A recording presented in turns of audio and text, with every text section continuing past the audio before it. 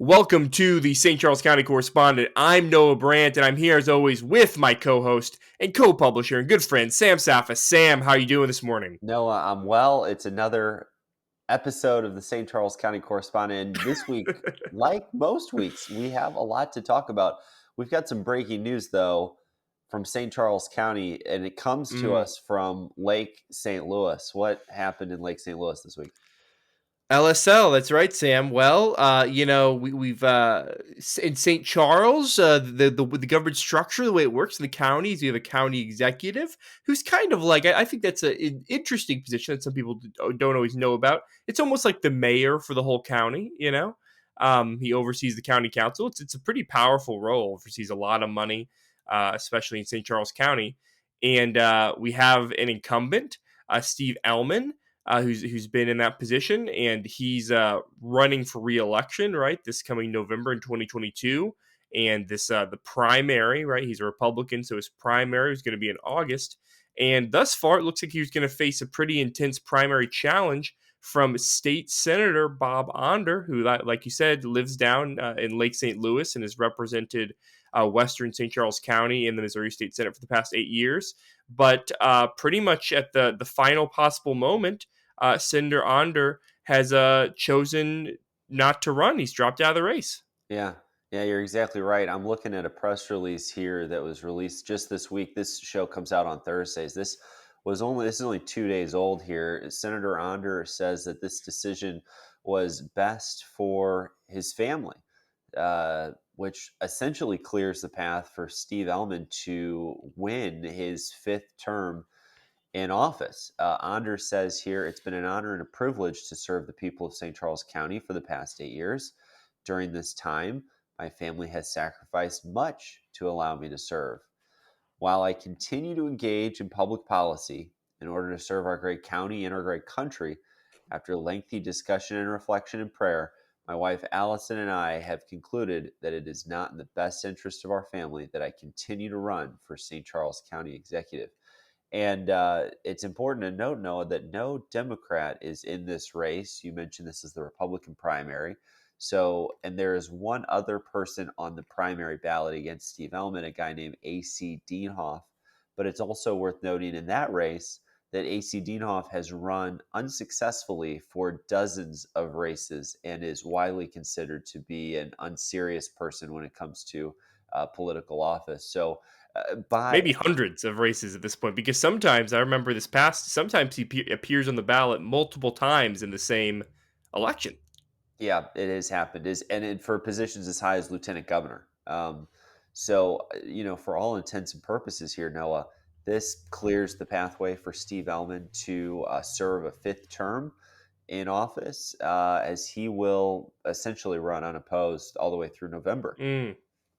Yeah, but it is interesting. Dr. Onder is well known in St. Charles County and beloved in many places, and I think that he definitely would have given County Executive Ellman a tough race. But hey, it's an interesting story, and our thoughts are with Dr. Onder and his family. I'm sure he'll do some interesting things. So he's a doctor who runs in local allergy practice is his day job. And we will also continue following all the news that County Executive Ellman makes. A lot of times our different stories will have a quote from the county executive because, like we said, the county executive is a pretty powerful role that has his hand in a lot of different public policy projects in the county and infrastructure projects. I think just last week that pothole project we talked about, $20 million for potholes, that was kind of a county executive initiative. So it's a pretty important role that affects all St. Charles County residents' lives a little bit every day. Yeah, and I mean the Blue Way, the Darting Prairie Creek that we just talked about, also Right. was a project of the county executive. Most of the things that we talk about here are affected by St. Charles City, sort of the council and the county executive, because a lot of the new stuff that we talk about has to do with public money, and they're in charge of that. Speaking of public money, I know, Noah, you wanted to talk about a public entity, the St. Charles County Police Department. Not the police department, rather, let's be specific. It's the county police. I know you've got a story here. Before we go to your story, another story related to the county police. I just saw this on, here's the headline: Expect booms from St. Charles County through this week. Through Oh, I haven't even seen this. Yeah. What is this? So, a bomb disposal unit with the St. Charles County Police Department will conduct some training exercises with explosives. The training will be held at the New Frontier Materials Quarry just south of New Melly. And it looks like this happened on Tuesday and then again yesterday on Wednesday, and it could continue. Who knows? Uh, that doesn't say that it'll continue, but it says it could pick up again Wednesday and possibly continue. The exercises are part of a controlled training program and operation Mm, supervised by the FBI. So they'll be wow. examining, disarming, dismantling potentially explosive devices over the next couple of days. And I'm familiar with this because that's where I was nearly blown away at the at the Daniel Boone tornado down there in New Melly.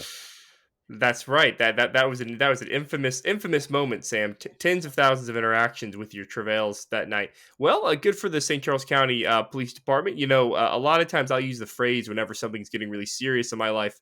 I'll say I'm cooking with oil. Like we're taking the kid gloves off. Something's really happening. In the future, I'll say we're practicing with real bombs. But it's good that these guys and gals who have taken the oath to serve and protect are actually, getting to practice with real bombs every once in a while, like, in case or inevitably when they one day face a situation where they have to disarm or take down a real bomb. That's a good point.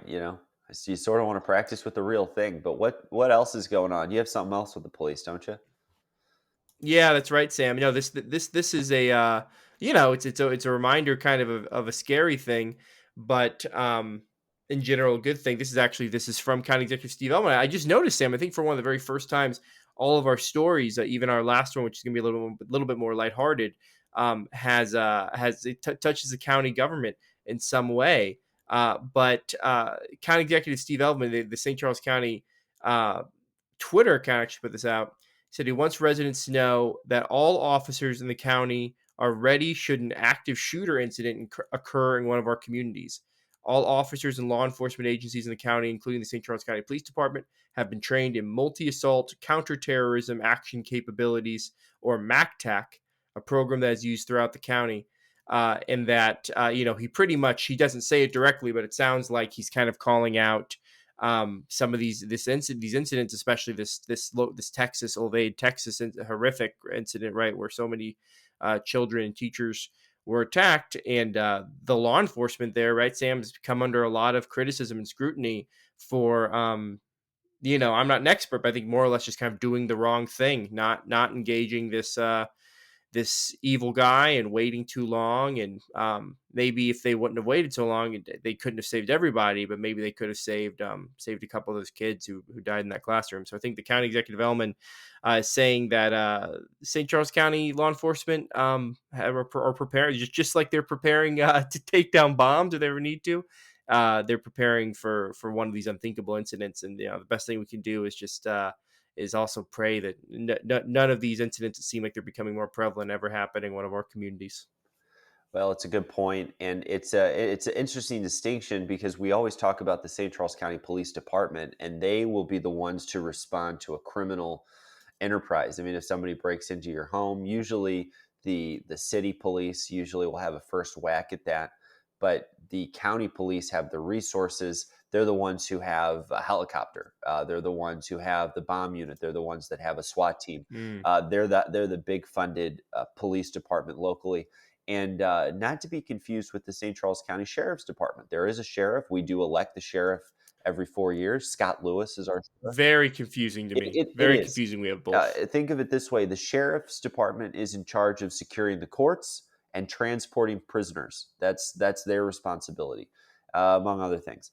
The police department, they are the law enforcement mechanism. Now, in St. Louis City, there was recently reporting that there's not enough cops on the street. The St. Louis Sheriff's Department is now able to go out and basically be beat cops. So here in St. Charles County, by the way, in the wake of the Onder not resignation, but drop out of the race, Steve Elman went on the radio and they were asked, "What is your top priority for St. Charles County as your fifth term of county executive?" And he said, "Crime prevention," which look, I was happy to hear. I was sort of surprised that that was his top priority, but I mean, there's really no crime to think of here in St. Charles County that's making any headlines anywhere. But he referenced, Not until the winter, Sam. Where every winter you always like to talk about how if you leave your car, your if you look, leave your car running in your garage, someone will just come and steal your car. no, there were 2 cars stolen from a Wentzville subdivision just last week. I mean, that still happens. It's petty larceny, petty theft. Uh, you know, Is this stealing a car called Grand Theft Auto? Or is that just what they call it in the video games? Sam, what one story as we wrap up here?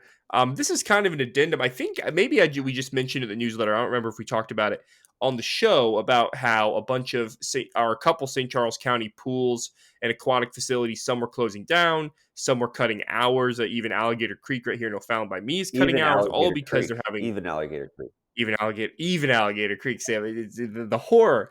They're cutting hours pretty much exclusively because of a labor shortage. They can't find young adults to become lifeguards. They can't find enough of them, and it seems like it's only getting worse. I've never heard of this before. 2 St. Charles County pools are now going to start the summer with residency requirements. So at Wapplehorst and Blanchette aquatic facilities, you will have to show your ID to prove you live in the following zip codes before they let you buy a day ticket. Now, in most of these county or city pools, you can show your ID, and if you're a local resident, get $1 or 2 off your daily admission. That's pretty standard, but I've never heard of it as as a requirement to even go in the pool. So, are you ready for these zip codes, Sam? I'm ready because I used to live in one, so I'm listening.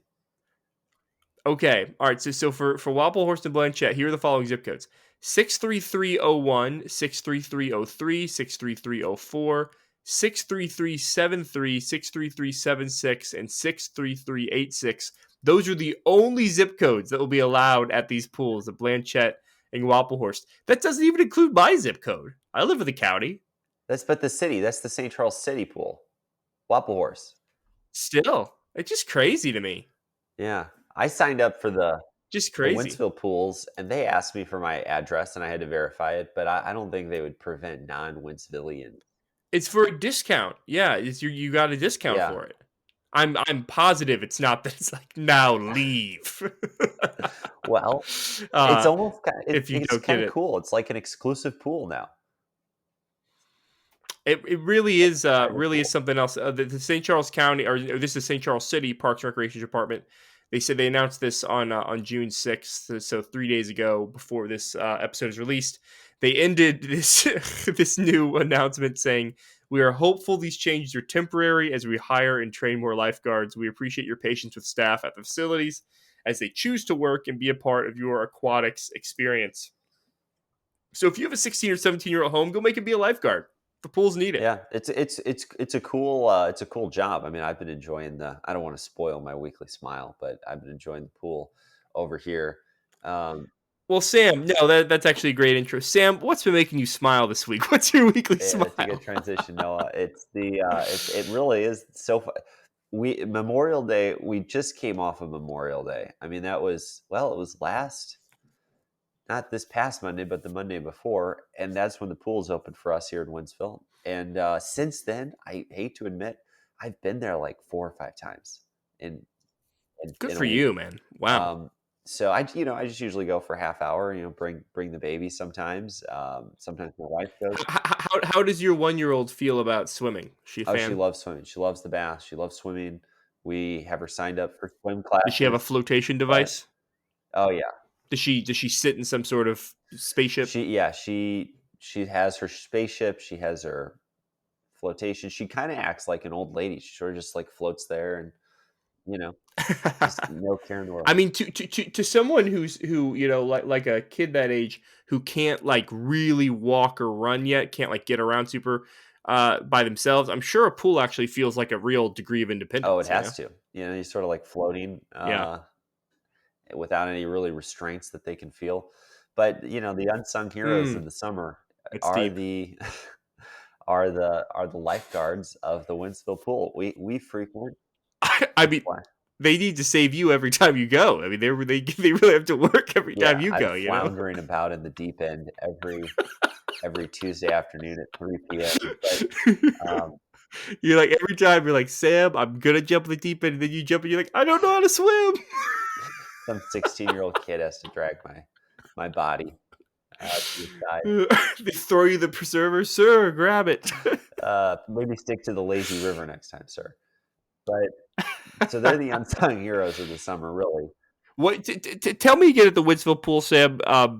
What do they have? Do they They have got like it all, a Noah. slide and a lazy river? They have a lazy Yeah. river. They have. I can't believe I'm talking about this. I'm a grown man. They I mean, you've already gone 5 have times. a, It's a big part of your life. they have a lazy river. They've got a nice, pretty nice slide. They've got like a children's section. Uh, Do you do the slide when you I've go? been known to go down the slide every now and then. Good, And they good. have You're like sometimes I go head first. I'm not supposed to. But I live on the wild side. no, you're really not Uh, supposed to go. You're supposed to go feet first, arms across. But feet first, coffin position, got a couple. They've got a mummy high position. rise and a low rise jumping platform.